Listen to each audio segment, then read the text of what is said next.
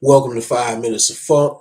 Today is January 14th, and we're going to talk a little bit about the Supreme Court ruling yesterday, which blocks the national level of the mandating for large businesses of 100 employees or more. And this is based off of law.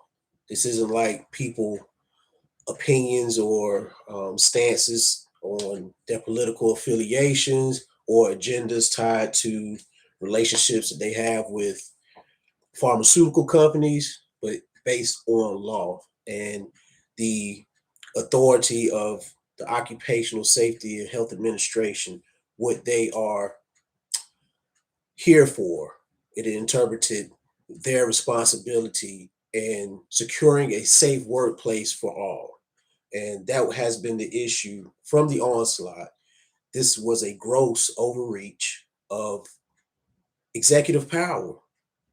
Joseph Biden is out of control.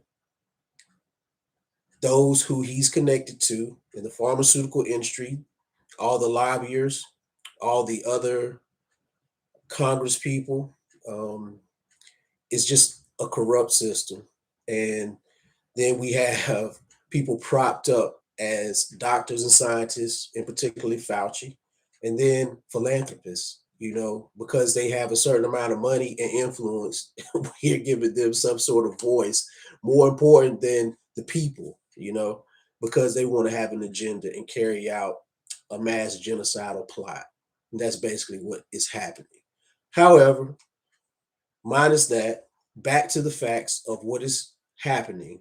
There is a virus going around which has been named, and it is affecting the population of Americans who suffer from ailments, who are already in some sort of health care, or they're in need of like care at some point. They're either in a nursing home, they already have like a pre-existing condition, a comorbidity, something to where they're adversely affected if they come in contact with anything, not just the virus that the subject of this court ruling was involved with. So the vaccine mandate and testing was blocked for businesses with 100 employees or more. However, the mandate does stand for medical workers, in particular, healthcare facilities that receive Medicaid and Medicare. This is an issue for me personally because the company that I've been working with for the past 19 years, at the first mention of the mandates back in August of 2021, they were on board. Like, nah, we gonna make this happen. We're gonna mandate this for all of our employees, salaried employees in the company. Everybody's gonna be required to get this vaccine. I am one of those people who does not want to take this shot. I've had other vaccines, and I am okay with vaccines in general. However, the mass rollout of a vaccine that hasn't been thoroughly and rigorously tested to my standards, I'm not okay with taking.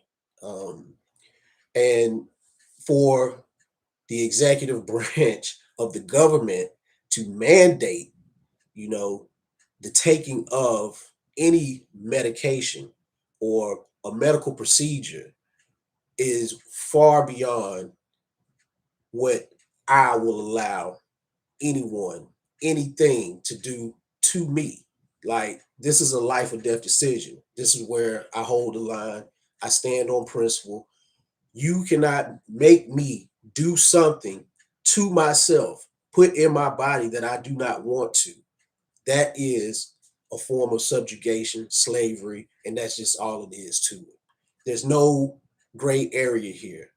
There's no relabeling of a previous virus or anything else and making it something else, and then playing with statistics um, to accomplish an agenda, which that's what has happened. And now the truth is coming out. More and more details are coming out. People are starting to sidestep and try to get away from the fallout that's about to happen. I'm not going to let it go. I'm going to hold people accountable, and the people who have been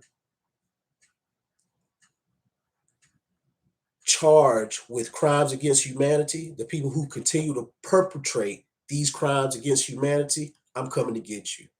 This is your final call right here. It's over. We're not going back. We're not going back to chains. We're not going back to any kind of subjugation and slavery through medical procedures or otherwise. Mentally, physically, emotionally, all chains have been broken. And that's just how I feel. 5 minutes of funk. Myro Lil Ashe. I love everybody. Stay away from the poison.